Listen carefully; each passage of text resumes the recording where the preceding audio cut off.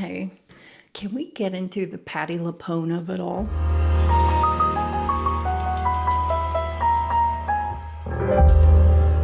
Hello, darlings, and welcome to Performance Perspective, where we talk about different performances and then we share our perspectives.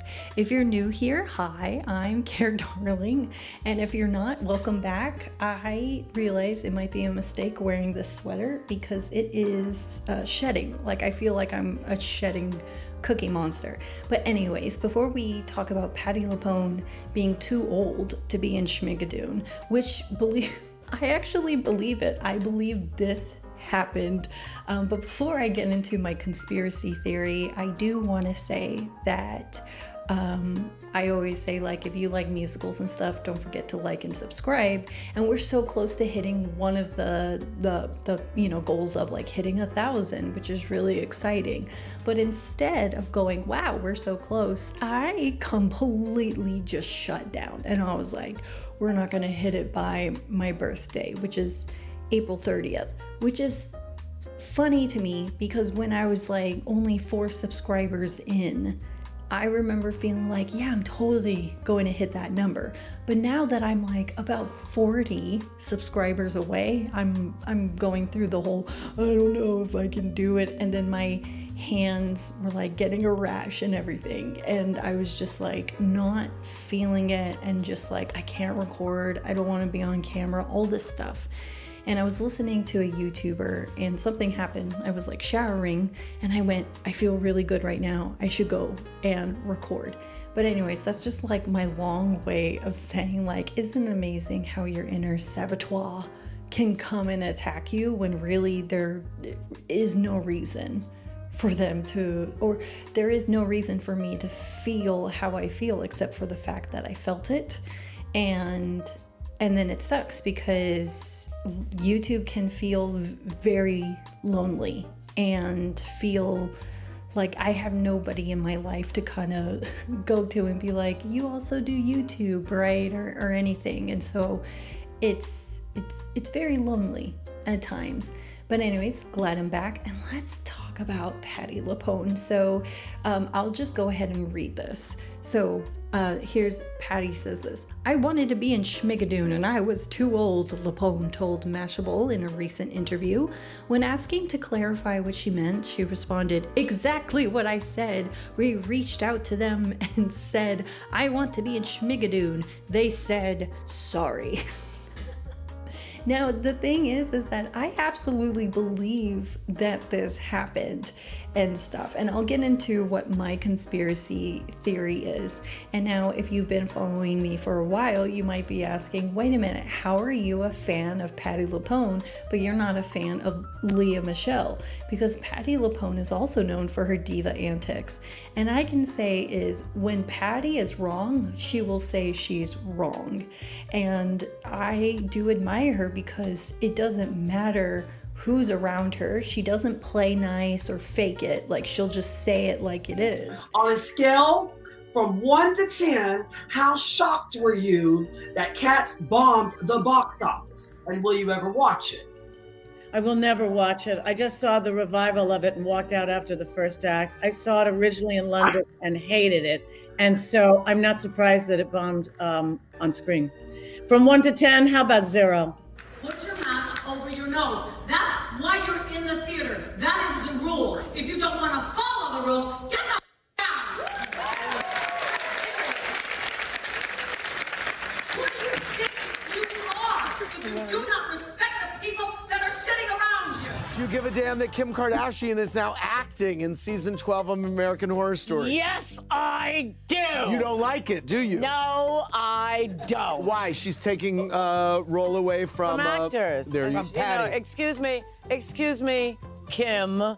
You know, what are you doing with your life? Don't get on the stage, Mrs. Worthington. Do you regret turning down the role of Evita's mother in the film adaptation? Come on, give it to us today. We need it. Go ahead and spill it.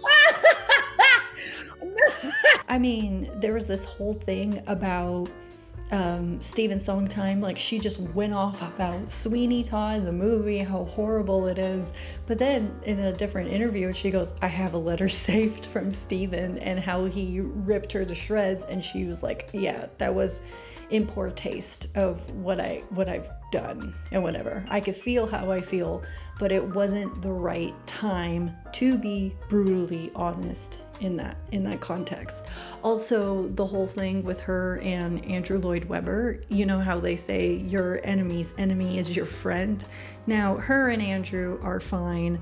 Also, like I said, I just got out of the shower and I was like, screw it. Maybe they'll think I'm like Sunset Boulevard here.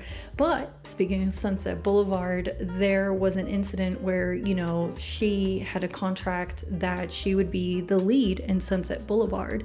But then someone else went in, if you remember, and that was Glenn Close. And so she actually sued Andrew Lloyd Webber, ended up winning, and then she created a pool at her house and she called it the Andrew Lloyd Webber pool or whatever. So yeah, do I really feel like Andrew Lloyd Webber is my enemy? No, but it's just kind of funny in my head, okay? Like let me just laugh in this world of mine. But yeah, so here's my conspiracy theory about what I think happened with Patti LuPone and Schmigadoon. I will do an episode about what I thought about season 1 of Schmigadoon. I will say this, there were moments in it that I loved and then moments in it where I was like, no, like this is wrong, they could have done better, and I felt myself critiquing it of how it could have been improved. So by the time season 1 ended, the feeling I felt about it was meh. I wasn't gonna go to anybody and say you gotta watch this and whatever. Season 2 Schmigadoon, I am waiting till they're all done and then I'm just gonna binge watch it so then I can remember it. I don't know why I was, so I can remember it. So I'm able to see it all and then talk about it with you darlings. So what I believe happened was that Patti LuPone was like, I want to be in Schmigadoon. And so she called in and they were looking at the roles that they had for Schmigadoon. And there probably was a role that didn't fit for her. Like they could give her like a small cameo, whatever. But if you're going to have Patti LuPone come on your show, like, you want to utilize that talent. So what I believe happened was she called in and they were looking at the roles and it's like, you know what, sorry, I don't think anything fits. And then she pointed at a role and she said, I want to play this. And they're like, oh, Dove Cameron is actually going to play that role. And I believe based on trailers, and I could be wrong, part of me is like, you could go ahead and tell me about it. And then the other side is like, tell me nothing because I want to experience it for myself. But I believe Dove Cameron is having more of the Sally Bowles cabaret sort of like plot in season 2.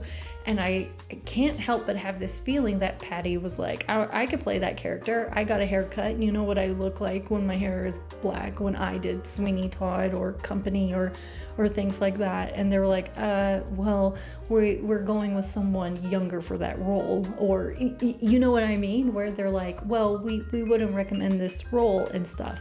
So then Patti was like, got it. And they're like, yeah, sorry. And so in true Patti fashion, she's telling the truth, but it's absolutely out of context. Again, this is like my conspiracy theory. It's not the truth, but I can't help but feel that that's what happened. And I have a feeling that if they do have a season 3, they will make sure that there is a character for Patti to come on and do, because I just can't see it. I can't see them going, Pat, a Broadway legend wants to be in our show. Like there's no way. There's no way. But yeah, anyways, darlings, that's it for today's episode. I would love to know, what do you think? Do you think like me, where you're like, oh, I bet that did happen? Or do you feel like that has never happened? I don't know where she came up with that story. Totally weird. But yeah, so without further ado, take care, darling.